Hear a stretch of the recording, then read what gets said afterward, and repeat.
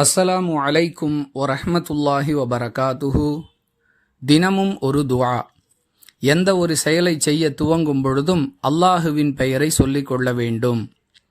அன்பிற்குரிய அல்லாஹுவின் நல்லடியார்களே, அல்லாஹுவின் நினைவோடு நமது வாழ்வு அமைய வேண்டும் என்பதற்காக ஒவ்வொரு சந்தர்ப்பத்திலும் சில திக்ருகளையும் துஆக்களையும் நினைவில் வைத்து ஓதிக்கொள்ள வேண்டுமென அல்லாஹுவும் அவனுடைய தூதரும் நமக்கு கற்றுக் கொடுக்கிறார்கள்.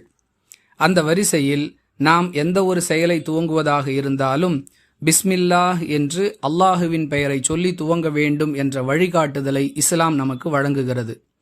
இது தொடர்பாக ரசூலுல்லாஹி ஸல்லல்லாஹு அலைஹி வஸல்லம் அவர்கள் சொல்லக்கூடிய விளக்கம் புகாரி எனும் நூலில் 3280வது ஹதீஸில் பதிவு செய்யப்பட்டிருக்கிறது. பாத்திரங்களை மூடும் பொழுதும், கதவை மூடும் பொழுதும், விளக்கை அணைக்கும் பொழுதும் பிஸ்மில்லாஹ் என்று அல்லாஹுவின் பெயரை சொல்லிக்கொள் என ரசூலுல்லாஹி ஸல்லல்லாஹு அலைஹி வஸல்லம் அவர்கள் வழிகாட்டுகிறார்கள்.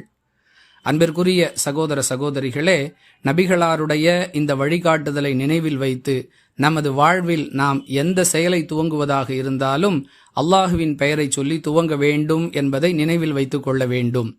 ராசி அடிப்படையில் இன்னார் இந்த செயலை துவக்கி வைத்தால் நன்றாக இருக்கும், இந்த நேரத்தில் இந்த வேலையை துவங்கினால் நிச்சயமாக அதில் வெற்றி கிடைக்கும் என்று மக்கள் மூடத்தனமாக நம்பிக்கொண்டிருக்கும் நிலையில் இறைவனுடைய பெயரை சொல்லி அனைத்து செயல்களையும் துவங்க வேண்டும் என்ற உயர்ந்த வழிகாட்டுதலை உலகத்திற்கு இஸ்லாம் கற்றுக் கொடுக்கிறது.